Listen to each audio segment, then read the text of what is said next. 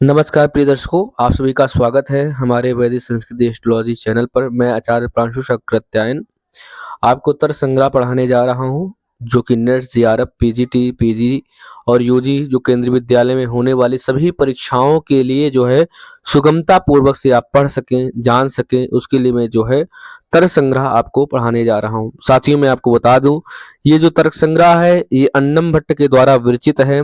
न्याय और वैशेषिक का मिश्रण है। साथियों, कहते हैं अन्नम भट्ट जो है कहाँ के हैं, तो दक्षिण भारतीय माना गया है। और इनका जो है इनके जितने भी मंगलाचरण हैं उनमें विश्वनाथ भगवान का जो है उल्लेख मिलने के कारण जो है इनको जो है कुछ लोग कहते हैं कि ये बनारस में थे। ठीक है जी। और मैं आपको कह दूं, इसके बाद आपको किसी और की वीडियो देखने की आवश्यकता नहीं, इसको मैं आपको एक बार कहते चलूं, आपको नोट्स पीपीटी जो है मिल जाएगी। सबसे पहले आपको दर्शन का परिचय। दर्शन क्या है? 6 आस्तिक हमारे दर्शन हैं। उसमें से कपिलस्य, कणादस्य, गौतमस्य, पतंजले, व्यासस्य, जैमिनस्यापि दर्शनेन सडति ते। तो जो हमारे आस्तिक दर्शन है ये 6 प्रकार के कहे गए हैं, जिसमें जो है प्रवर्तक के नाम जो 6 प्रवर्तक हैं। जो न्याय के दर्शन के प्रवर्तक हैं महर्षि गौतम है, इसको आप निश्चित याद कर लीजिए, हर प्रश्न में आता है। वैशेषिक दर्शन के प्रवर्तक जो है महर्षि कणाद हैं, और सांख्य दर्शन के जो है महर्षि कपिल हैं, और योग दर्शन के जो महर्षि जो है पतंजलि आपने सुना होगा। इस समय रामदेव बाबा इसकी जो ज्यादा वो लिए हैं। और मीमांसा दर्शन के प्रवर्तक जो हैं जैमिनी माने गए हैं। वेदांत के बादरायण ऋषि को कहा गया है। तो आपको समझ में आ गया होगा कि जो षड दर्शन तो आप निश्चित याद कर लिए। 3 जो है नास्तिक दर्शन है, आपको पता ही होगा, बौद्ध, चारवाक और जैन। ये जो है 3 जो है क्या कहे, नास्तिक दर्शन में कहे गए हैं। और ये हमारा जो है तर्क संग्रह जो है ये महर्षि गौतम और कणाद जी का सम्मिश्रण। इनके पिताजी कणाद जी का प्रश्न आता है कि कणाद जी के पिता का क्या नाम है, तो आपको ध्यान रखना है इनके पिता का नाम उलूक है। ठीक है साथियों, अब आगे चलते हैं। आगे हमारा मंगलाचरण आता है, और यह मंगलाचरण जो है नमस्कारात्मक और वस्तु निर्देशात्मक जो है किया गया है। ध्यान देने वाली बात यह है कि जो मंगलाचरण होता है वो 3 प्रकार का होता है, आशीर्वादात्मक, नमस्कारात्मक और वस्तु निर्देशात्मक। इसमें 2 प्रकार का, नमस्कारात्मक और वस्तु निर्देशात्मक। तो शुरू करते हैं। निधाय हृदय विश्वे संविधाय गुरुवंदनम बालानां सुखबोधाय क्रियते तर्क संग्रह विश्वेशम हृदय निधाय। इसका अन्वय हुआ कि विश्वेश भगवान यानी विश्वनाथ भगवान को हृदय में धारण करके, गुरु वंदनम, गुरु की वंदना करके, और बाला नाम सुख बोधाय, बालकों के सुख बोध के लिए, यानी इस संसार के सुख बोध करते हुए, क्रियते तर्क संग्रह, मया तर्क क्रियते तर्क संग्रह। अर्थ यहाँ पर यह किया गया कि हृदय किया गया है कि मैं जो है तर्क संग्रह जो है कर रहा हूँ, यानी रचना कर रहा हूँ। ध्यान देना, ठीक है। मैंने पहले बता चुका हूँ, मंगलाचरण जो है यहाँ पर 2 प्रकार का किया गया है। यहाँ तक आपने समझ लिया होगा। आगे चलें तो विश्वेश्वरम का अर्थ क्या है, प्रश्न आ जाता है कि विश्वेश्वरम का अर्थ क्या किया जाएगा। तो विश्वेश्वरम का अर्थ है जगत का स्वामी और सर्वशक्तिमान ईश्वरम, और गुरुवंदन का यानी गुरु का वंदना करने वाला। बाला नाम इसका पद विच्छेद है, ध्यान देना।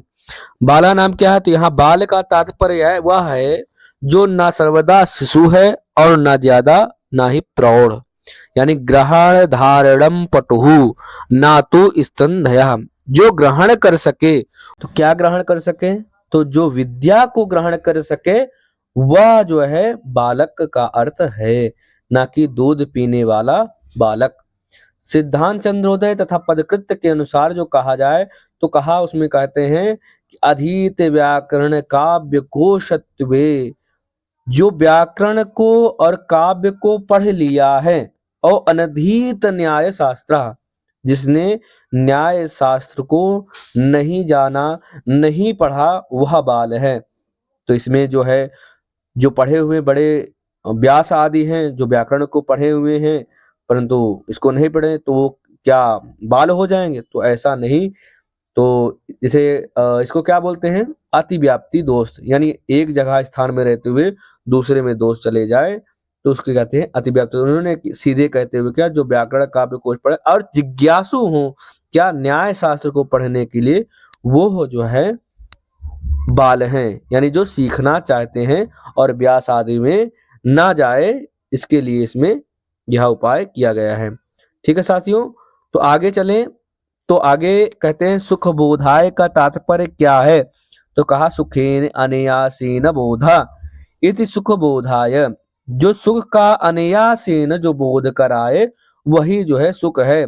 सुखाय बोधा सुख बोधा, जो सुख का बोध कराए वह सुख का बोध कराने वाला ही सुख बोध है। ये साथियों वाक्य वृत्ति के अनुसार कहा गया है। आपने यहाँ तक समझ गए होंगे आपने। तो तर्क क्या है आगे कहते हैं, तो तर्क के अंते प्रतिपाद्यन्ते दिशा तर्कः, जो सप्त पदार्थ हैं और 9 द्रव्य हैं, इन्हीं को जो है अन्नम भट्ट जी ने क्या कहा है? तर्क कहा है। संग्रह क्या है? तो संग्रह का अर्थ है संक्षेप। तेषाम संग्रह संक्षेपणो स्वरूप कथनस्य क्रिय इत्यर्थ। जो पदार्थ संग्रह किस प्रकार किया गया, वह न्याय भाष्य के जो है वात्स्यायन ने कहा था, त्रिविधा चास्य शास्त्रस्य प्रवृत्ति उद्देश्य लक्षणम परीक्षा चेत। इसको जरूर लिख लेना भाई। अर्थात उद्देश्य का लक्षण और परीक्षा के माध्यम से पदार्थ का संग्रहण जो है किया जाता है। इसमें मेन जो है त्रिविधा जो वात्स्यायन ने कहा, उसको जरूर ध्यान रखने वाली बात है। उद्देश्य क्या है और लक्षण क्या है, परीक्षा क्या है, इसको समझते हैं। तो उद्देश्य लक्षण परीक्षा है तत्र नाम मात्रेणार्थ अभिधानम उद्देश्य, जो नाम मात्र अभिधान हो वह उद्देश्य है।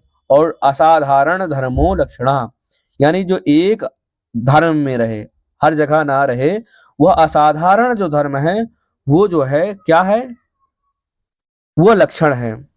वह असाधारण धर्म जो है लक्षण कहा गया है। तो इसको एक ध्यान दीजिएगा, लक्षणम संभवति न वेति विचारः परीक्षा, अर्थात हमने जो लक्षण बनाया है वह सही है या गलत है, उसका परीक्षण कर लेना ही परीक्षा कहलाता है। तो मेन आपने समझ गए होंगे कि लक्षण जो है, इसको लक्षणम संभवति न वेति विचारः सपरीक्षा, इसको जो है आप लोग नोट डाउन कर लीजिए। ये बहुत महत्वपूर्ण प्रश्न है और ये अक्सर जो है प्रश्न किया जाता है। आगे चलें। सप्त पदार्थ द्रव्य गुण कर्म सामान्य विशेष समवाय और अभाव, ये सप्त पदार्थ कहा गया है। ठीक है, ये डायग्राम मैंने बनाकर दे दिया हूं। तो सप्त पदार्थ में अगर आपको दिक्कत हो तो ऐसे बना लीजिएगा। पदार्थ क्या है? पदस्यार्थ स पदार्थ, अर्थात जो पद का अर्थ है ही पदार्थ है। अपदार्थ के विषय में विभिन्न ग्रंथों में कहा गया है, जो ज्ञेय है, जो जानने के योग्य है, वही पदार्थ है। जो प्रमाण का विषय है यानी प्रमा का विषय है, वह पदार्थ है। जिसे नाम दिया जा सके वह पदार्थ है। ठीक है, तो सप्त पदार्थ आप जान गए। द्रव्य गुण कर्म समान विशेष समवाय और अभाव, ये जो है सप्त पदार्थ हमारे अन्नम भट्ट जी ने ये सप्त पदार्थ में रखा है। द्रव्य भेदाः नव तत्द्रव्याणि पृथिव्यतेजो वायवाकाश काल दिग आत्मनांसिन वैव। ये जो 9 हमने बताए आपको, ये पूर्वोक्त 7 पदार्थों में जो द्रव्य हैं, इन 9 प्रकार के कहे गए हैं। जो हमने 7 पदार्थ कौन कौन से बताए थे, आपको याद है? ये द्रव्य गुण समान विशेष समवाय और अभाव, ये वाले 7 पदार्थ जो हैं, यही जो है 9 प्रकार के द्रव्य रूप में है। कौन कौन से? पृथ्वी जल तेज वायु आकाश काल दिग, दिग को कहा गया है दिशा, और आत्मा और मन। द्रव्य सप्त पदार्थ में प्रथम पदार्थ है। ठीक है, यह गुण और कर्म का आधार होता है। विभु जो होता है 4 प्रकार का होता है, आकाश काल, ये अधिक लिखा है, अधिक नहीं दिक। आत्मा ये विभु कहे गए हैं। मूर्त ये कहीं भी आपको नहीं मिलेगा। साथियों ये बात ध्यान देना, मूर्त 5 प्रकार के पृथ्वी जल तेज वायु और मन, ये मूर्त कहा गया है। और द्रव्य का जो डायग्राम है साथियों देख लीजिए, पृथ्वी जल तेज वायु का ऐसे जो है आपको डायग्राम बना लेना है। ठीक है, तो आपने देखा कि विभु मूर्त, आप इसको जरूर ध्यान लें। ये ऐसा मैंने डायग्राम बनाया है, आपको बनाना हो तो ऐसे बना ले, मैं तो ऐसे बना लिया हूँ, तो इसको छोड़िए।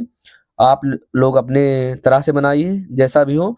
मैं साथियों आपको ऐसे ही नोट्स देने वाला हूँ। मैं चाहता हूँ कि आपको जो है कम समय में जो भी परीक्षाएँ, आगामी परीक्षाएँ, उसमें प्रवेश मिल सके, यानी नेट जेआरएफ में आपको प्रवेश मिल सके या फिर जो है पीजीटी, यूजीटी जिसमें भी है प्रवेश मिल सके। तो आपके लिए बस इतना ही।